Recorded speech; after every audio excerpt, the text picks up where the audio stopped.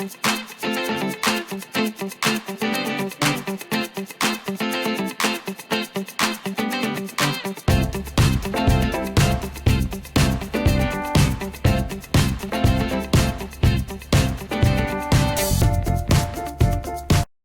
folks, it's Raina here from my next vlog. Today I'm talking about how to care for your silicone tail. Some of what I'm going to say will also apply to latex and fabric tails, and I'm going to try and be specific as I go. It's one of the big questions I get asked about all the time is taking care of your tail, making it last a long time, fixing it up as you go, cleaning it, all that kind of stuff. So, alright, so my Mermaid's tail that I have back here, that is super lovely, beautiful tail. It's actually 2.5 years old, if you can believe that. I've been using it for 2.5 years, and then Raven had been working on it for several months before that, and she also tested it out too before she sent it to me, so this tail has been through a lot. And when I say it's 2.5 years old, I don't mean that this tail is sitting somewhere and hasn't been used, you know, only been used like once or twice. I have used this tail anywhere from 1 to 4 or 5 times a week since I've owned it 2.5 years ago. So it is constantly being used. It's constantly being put in salt water, fresh water, and tons of chlorine. It's out in the sun, it's out in the elements. I've had to sit on rocks with it and stuff, which is something you have to be careful about, and on sand and everything. So this tail has really lasted. So I'm going to tell you some tips for making your tail last a long time. I'm also going to show you some things on my tail and show you how I do certain things. But first of all, I want to tell you that a tail is still a costume. Even though you're paying upwards of $3,000, sometimes more in the community for these tails, they're still costumes. Silicone is not indestructible, and certain things that you might think are a defect, they're not defects. It's what happens when you use silicone. It doesn't matter who you get the tail from, or if you were getting a mask made or some prosthetic made. There's certain things that are always going to be there, right? So you have to know that, first of all. So one of the things about mermaid tails is that when you put them on, that is when I find you do the most damage. And this is after owning several silicone tails that I can say this. And you know, I was just thinking about it. I think I'm one of the only people who's had a silicone tail and used it as frequently as I have for as long as I've had, except for Mermaid Linden of Mermaids in Motion. She's had a silicone tail for years now and uses it very frequently as well. And her tail requires upkeep too. She's shown videos of it behind the scenes where her special effects artist is repainting it, cleaning it up, fixing it. So just because you invest all this money in it doesn't mean that you can throw this thing around, that it's not ever going to break, or that you can just do what you want and it'll be fine. You can take care of it, right? So yeah, anyway, putting the tail on and taking it off is when you risk the most amount of damage, because first of all, you're grunting, you're trying to pull yourself into this thing, you can slip and something can catch on a hard surface, or fingernails are really bad. My Merbella's tail was purposely cast thin. She doesn't make them that thin, but it was done, this was the first tail she ever made, so it was an experiment, right? So it was the first that was ever done thin like that, so fingernails will poke through it if you're not careful trying to pull it up. And I've heard from people with thicker tails that that can happen too. Okay, tails that are silicone and neoprene, from pulling them up and down all the time, the silicone and neoprene can separate. Same thing with latex and neoprene. So that's when you have to be really careful that you're not damaging it. I usually sit on something soft, or I put the tail on right in the water, and I get help. If you have help, you can put the thing on faster.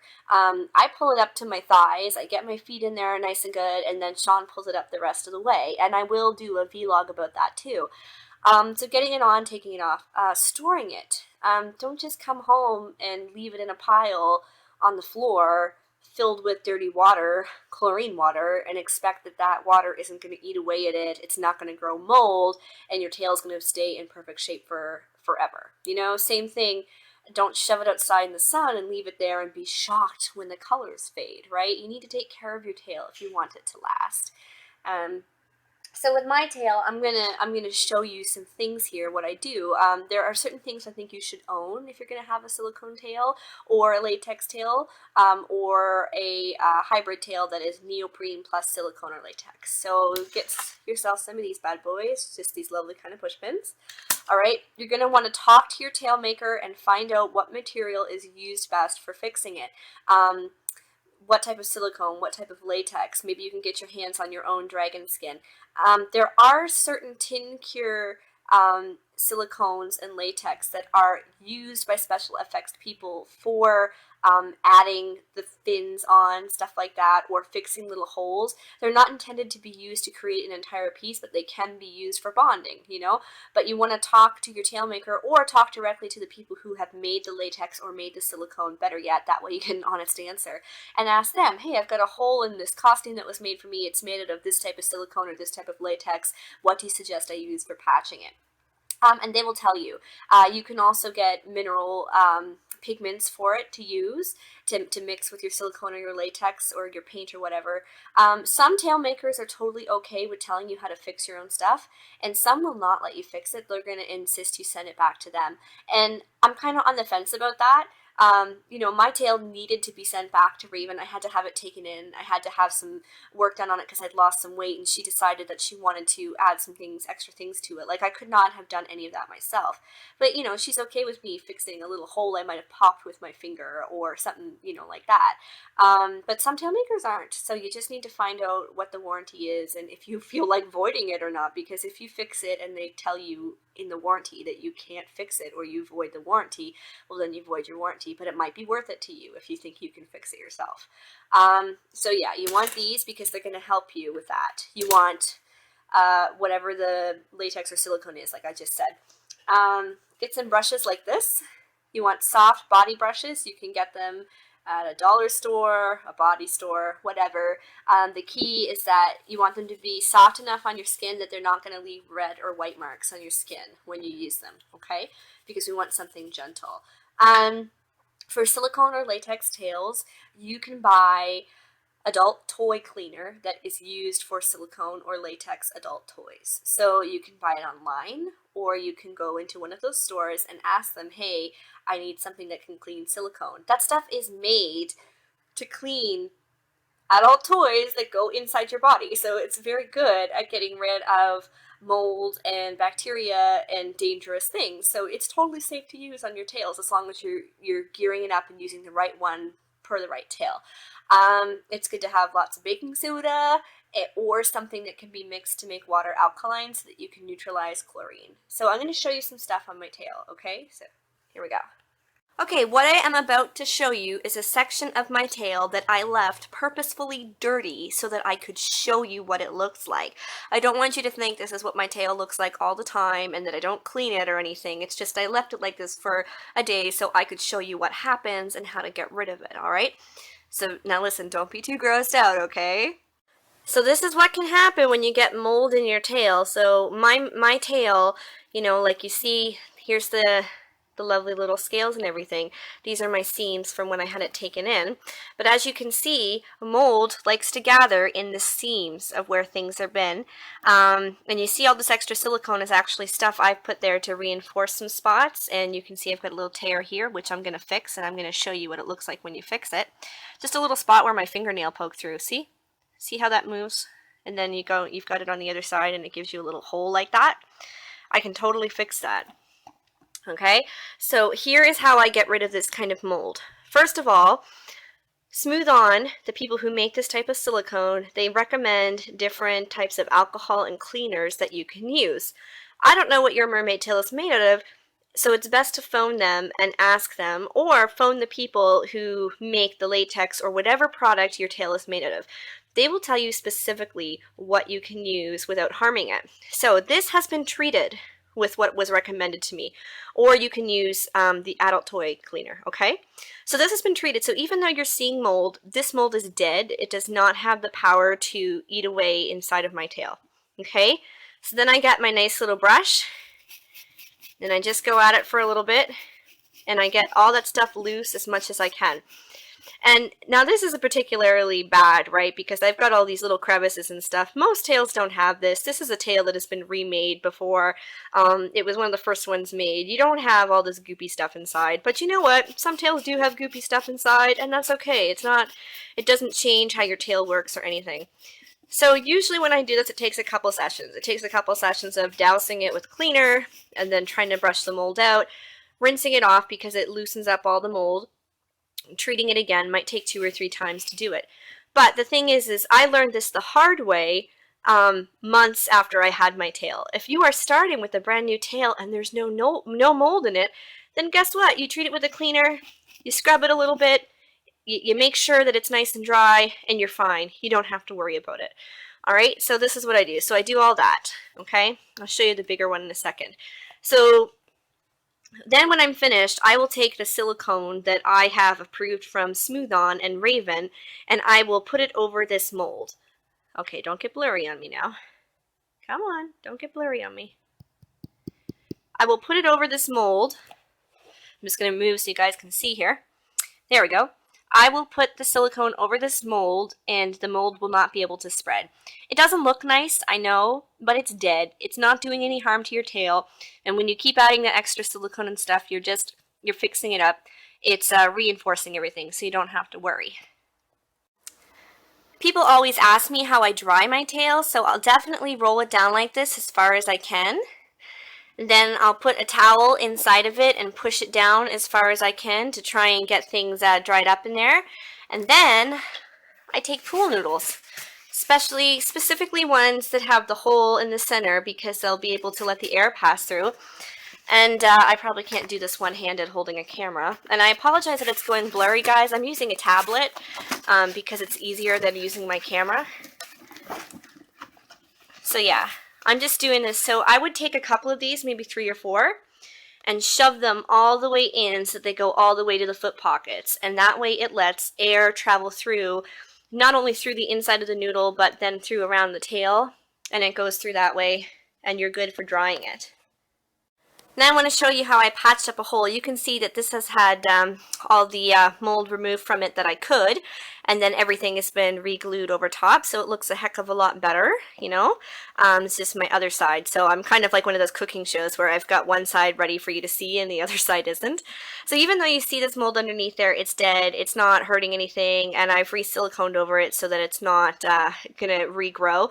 It's important to cover up any mold that has gotten through, because it can actually give you a rash on your butt and your legs. It's not very fun. I learned it the hard way.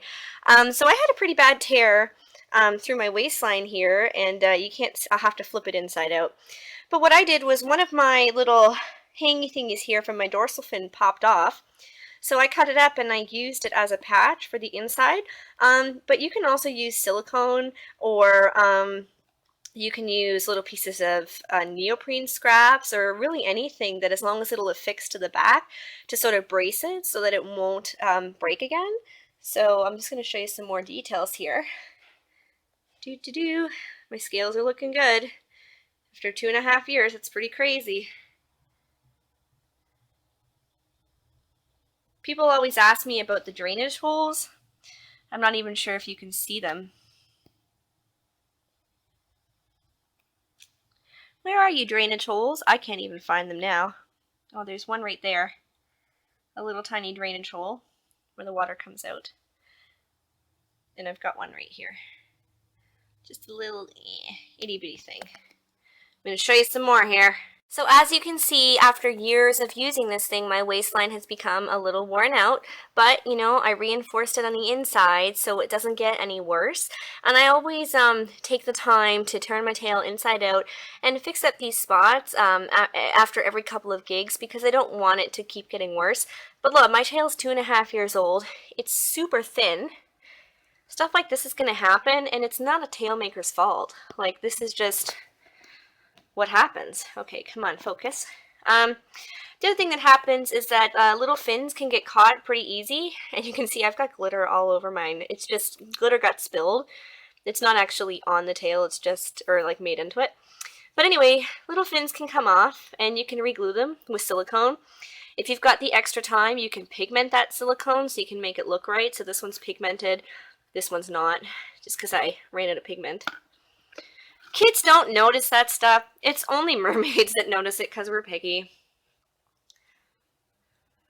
My tail's looking good. Dorsal fins are really fun, and I never had any problems with my dorsal fin until I went to NC Merfest. I'd had my dorsal fin for about a year, And then when I went there, another mermaid kind of shoved me accidentally when they were trying to get down on the pool deck, and this part caught. So I have a weak spot on my dorsal fin now. So how I fix it, if I can get this to focus, as you see, so this is not fixed. I haven't fixed it yet. This is why it looks this way. But I take the push pins after I would glue first. I would get the glue all in there, and I would tint it so it's nice and black. So like here, you know, like it's all has to be touched up, right? I'm showing you the bare bones, exactly what it looks like in process, so that you know what to expect. Okay. So I would go in, use my push pins, use my glue, and the push pins will help it stay fixed there and help it dry. So here's one of my heel fins after reattaching it, okay? So here's what it looks like when it's all done. So I've re-glued it, I've retinted that, and solid as ever, all right? It's really good, it's fine. So you can do that, and you just gotta be careful, you know? My heels are a weak spot because mine was so thin, so by having the heel fins, it kind of hides any blemishes. I actually didn't even know that was there. I'll have to fix that. The things you find when you want to make a video. But yeah, I mean, for a 2.5-year-old tail, like, dude, it is holding up. The other thing I was going to show you, if I can get this to focus, is that when you take it to the beach, you end up with sand and debris all over it, and that's where the big soft brush comes with. You know, you can take it outside, do this, and you get it all off. Do this every once in a while, make my tail last longer.